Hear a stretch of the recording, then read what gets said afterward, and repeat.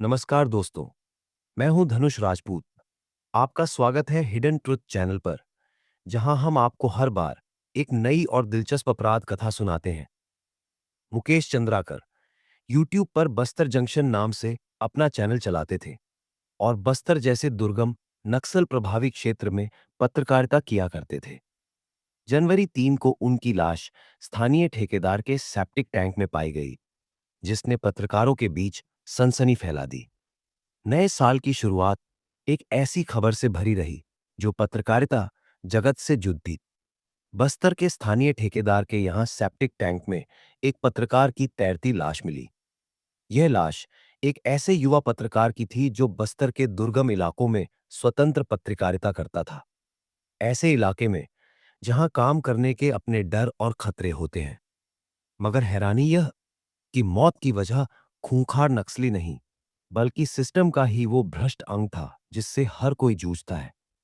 बात 32 साल के मुकेश चंद्राकर की, जिनका बस्तर जंक्शन नाम से एक यूट्यूब चैनल था।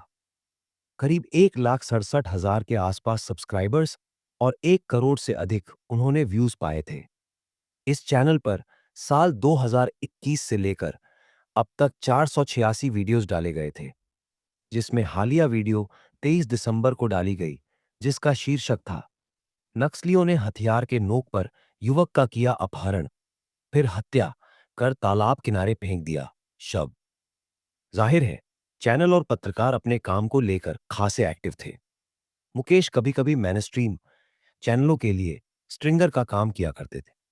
आरोप है कि एक स्थानीय ठेकेदार सुरेश चंद्राकर ने 1 जनवरी को उन्हें अपने बीजापुर शहर के चट्टानपारा बस्ती के आवास पर बुलाया था। उसके बाद से मुकेश लापता थे। अगले 3 दिन तक स्थानीय पत्रकार और उनके भाई युकेश चंद्राकर, जो खुद भी पत्रकार हैं, गुमशुदगी को लेकर यहां वहां लिखते रहे। पुलिस में तहरीर दी गई तो जांच शुरू हुई। सनसनी तब फैली जब लाश ठेकेदार सुरेश चंद्राकर के सेप्टिक टैंक में तैरती मिली, जिसके ऊपर फ्रेश सीमेंट की चुनवाई की गई थी। यह घटना निर्देशक अनुराग कश्यप के किसी फिल्म के प्लॉट सरीकी है, जहां कोई हत्यारा हत्या करने के बाद लाश को छुपाने के लिए ऐसे तिकद्दम करता दिखाई देता है।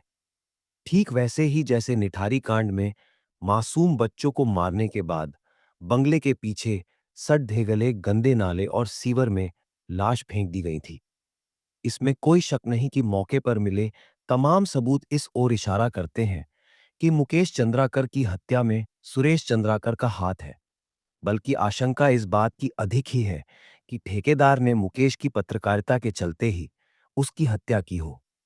हत्या की वजह दरअसल जिस खबर को मुकेश की हत्या से जोड़ कर देखा जा रहा है, वह 24 दिसंबर की है, जो बस्तर में हो रहे एक सड़क निर्माण में भारी गड़बड़ी को लेकर एक एनडीटीवी में प्रकाशित हुई थी।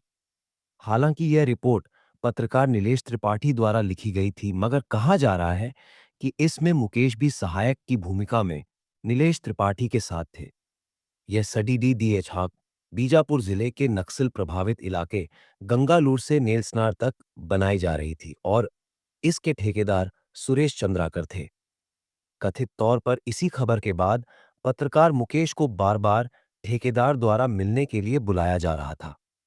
इसमें कोई शक नहीं कि पत्रकार को अपने पेशे के चलते जान गंवानी पड़ी दीदी होगी, क्योंकि जिस तरह की निर्भीक पत्रकारिता मुकेश करते आए थे, वे भ्रष्ट लोगों के आंखों में चुभने जैसा ही था।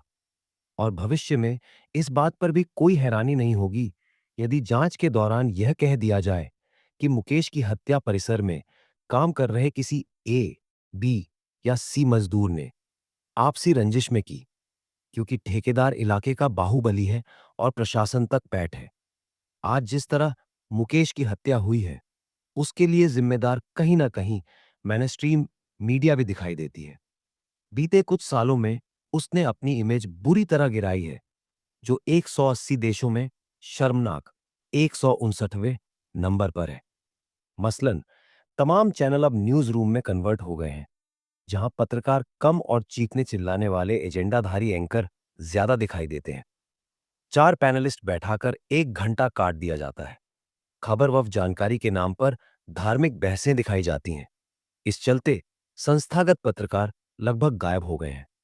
ये इन जगहों को छोड़ डैच कर यूट्यूब उद्यमी पत्रकार बन गए हैं। अब चेहरे पर पत्रकारिता हो रही है और इसी राह पर इस संस्थानों से छटके पत्रकार भी स्वतंत्र रूप से चल पड़ रहे हैं। यहां न कोई संपादक है, न संपादन। किस खबर पर रेवेन्यू आएगा, कौन सी न्यूज व्यूज देगी, कौन रियायत लेगा और कौन रडार में आएगा, अधिकतर खेल इसी का चलता है। यूट्यूब ने साधारण से मोबाइलधारी को भी पत्रकार बनने का अवसर दिया है। इसके कुछ फायदे हैं, जैसे किसी संपादक से आदेश नहीं लेने पड़ने दे रहे थे और मनमर्जी चलती है। पर कुछ नुकसान भी हैं, जिसमें एक नुकसान मुकेश चंद्राकर के रूप में सामने है। ऐसा नहीं है कि मुकेश की हत्या कोई इकलौता मामला है। पत्रकारों पर हमले बीते सालों में काफी बढ़े हैं, पर स्वतंत्र पत्रकारिता के लिहाज से यह हत्या ज्यादा सनसनी इसलिए फैलाती है क्योंकि यूट्यूब में पत्रकारिता कर रहे पत्रकार भी चेहरे पर ही पत्रकारिता करते हैं। इनके अपने फॉलोअर्स और व्यूअर्स होते हैं। मसलन ठेकेदार के भ्रष्टाचार पर रिपोर्ट बनाने से यदि इस तरह की नौबत आई है, तो यह सोचना भी जरूरी है कि आगे किसी दूसरे को ऐसी नौबत ना देखनी पड़ने दे। जब बाकी पत्रकार मुकेश चंद्राकर की हत्या पर उचित जांच की मांग करते हैं, तो साथ में संयम से एक जगह बैठकर न्यूज और व्यूज के रिश्तों और भविष्य के परिदृश्यों पर चर्चा भी जरूरी है, ताकि इस तरह की घटनाओं पर रोक लग सके।